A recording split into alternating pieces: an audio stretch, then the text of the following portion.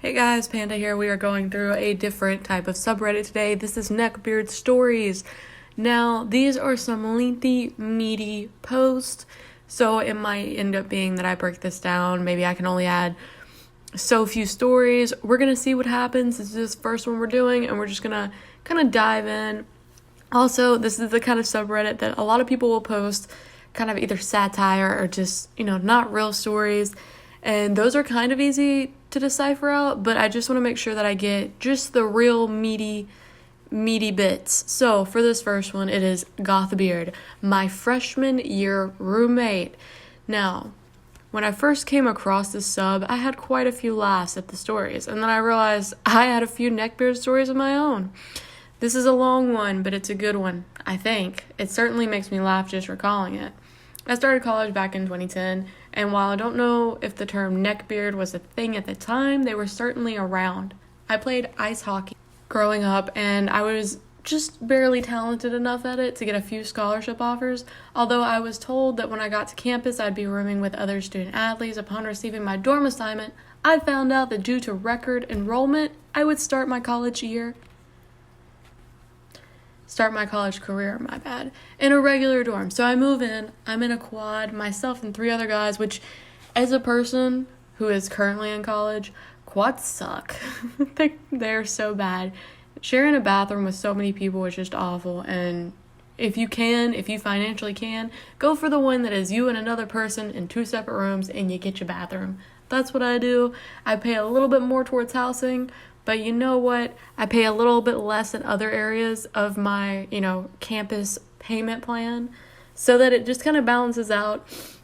And I don't know how other campuses are set up, but I just wanted to talk about a quad that sucks. So, in a quad, myself and 3 other guys. 2 of them seem normal enough. One is this tall, very round, pale, with small oval glasses, dressed in all black, with those stereotypical goth, poofy black parachute pants with spikes and chains on them. That could only have been a Hot Topic purchase. I distinctly remember that he also kept a very sparse beard that lined his chin. That would be our neck beard right there. And what seemed to be half attempt at a bad chin strap style. I figure I'm going to be living with the guy, and although I could have made some accurate assumptions based on his initial appearance, I desperately wanted to make friends quickly, so I attempted conversation. Gothbeard, GB, let me know very quickly that he was very private and that I should never go through his things. Although that felt like an odd statement, I agree, because why would I want to go through his things? Why would he want to go through my things? That's just an initial rule. Don't go through people's things. That's just weird.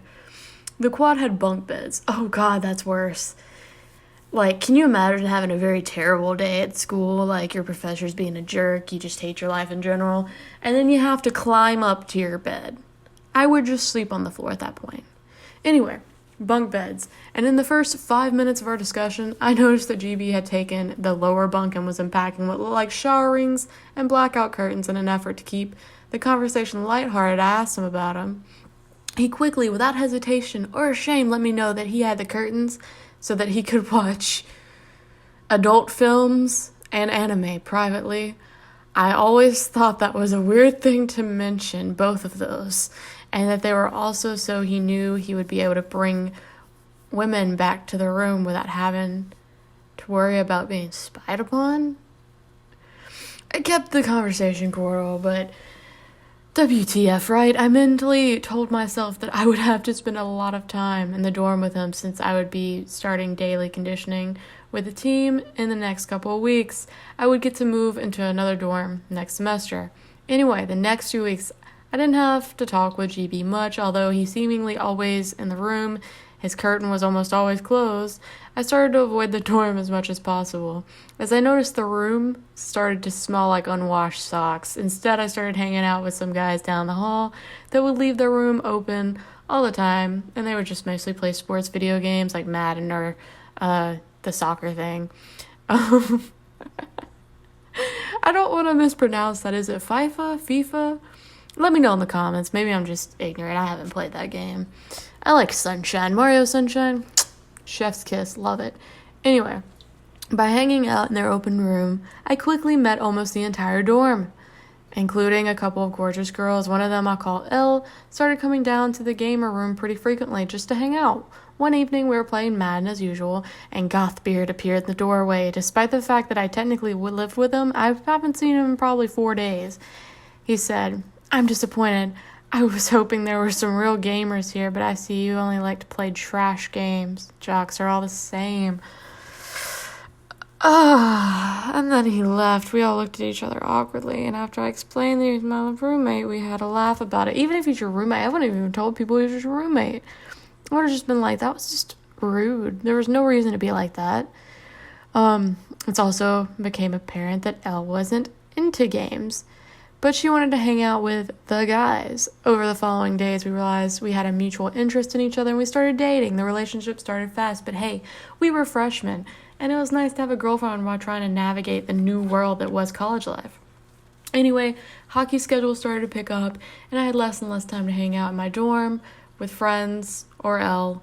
GB would audibly grumble at me when I would get out of bed at 6 a.m. to go practice, despite the fact that there wasn't anything I could do to change it. Some weeks I would travel for games, and GB would make comments about how he could finally bring a lady or two over, although I never saw him with any girls ever. One day after getting home from a away game, I met up with Elle to watch a movie. I was tired, so I was looking forward to spending time with her. Her roommate was loud, talking on the phone with in their room, so she walked with me to my room. I flicked on the light, and no one seemed to be around. GB's curtain was closed, so I asked if he was there. No response. This was the first time my room had been empty, so I took the opportunity to have a little make-out session with Elle, and I pulled off Elle's shirt so she was in just a bra. Then I heard it. The distinct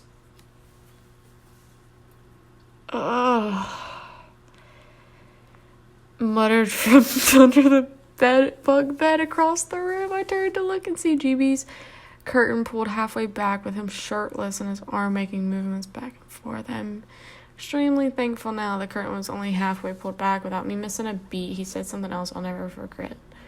"What are you looking at me for? Keep going." Ew. I threw the covers over Elle. She put her shirt back on. Then I got out of bed and said, "What is wrong with you, man? I asked if you were here," to which you replied, "I know." I avoided my own room as much as I could the rest of the semester. I don't think I ever had another conversation with him. The following semester, I was able to move into student-athlete dorm, and Elle came over most days. If not for GB, I would have stayed, but the guy was something else. It wasn't far from the original dorm hall. She told me that GB assumed that by moving away, that I had dumped her, and that he even started texting her regularly regarding his affections for her. He even referred to me as the obviously abusive meathead, and that she deserved a gentleman like him that would basically worship her.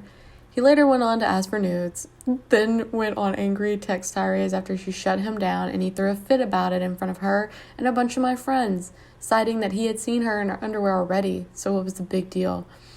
I wish I was there to see that one. Last I remember of him, he was whining in a super obviously directed way on social media about how women don't appreciate or value kind men. "No, dude, she has a boyfriend. You're weird as heck, and you're not kind." And I have no idea what GB is up to nowadays, but I really hope he's straightened himself out a bit. Now, we're going to look to the comments. There's a little bit of bonus content there. So Cheer Hurt My Soul starts it off with, "Whoa, that dude is hella creepy." And then OP decides that he just wanted to add a little extra to the creepy factor. Bonus content. I totally forgot this until after I finished writing the post. This guy had a black choker necklace with spikes that he wore sometimes. It also had a single half metal loop buckle, so it looked more like a dog collar. On one side, it had the word "grr" embroidered on it.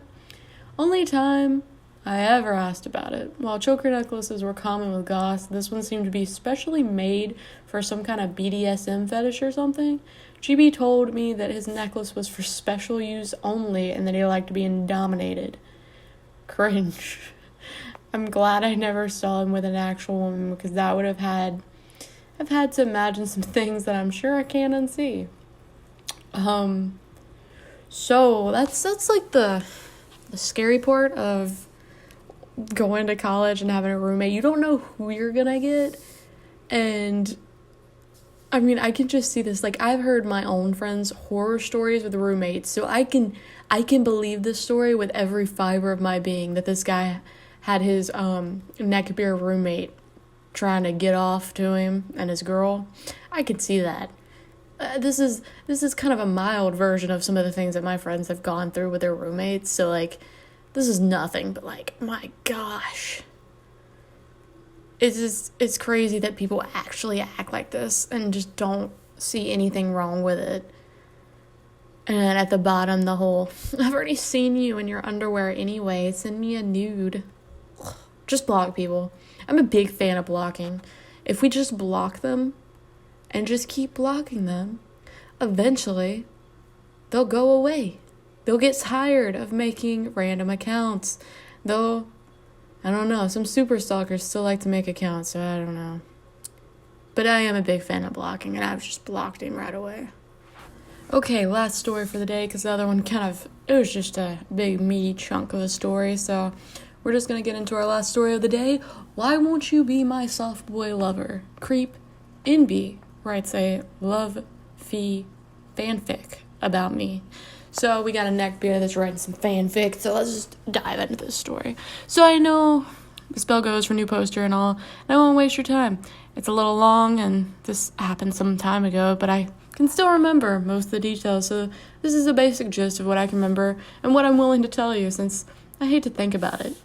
Too long, didn't read at the end, so here's who is involved. Tony, a friend of mine. NB, the neckbeard. And then, for some context, I was 13 at the time. This is before the pandemic stuff. Good to know.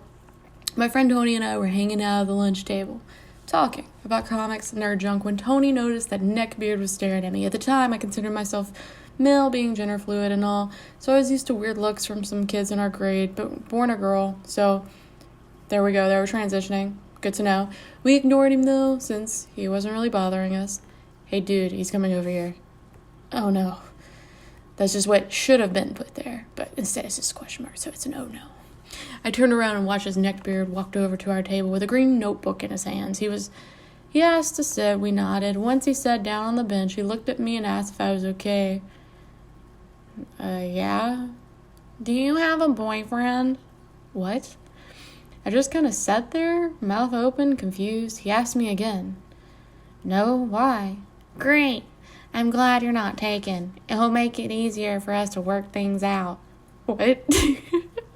I thought he was pranking me, so Tony and I started laughing. Neckbeard got pissed at Tony and he started growling and hissing at him. It was so weird.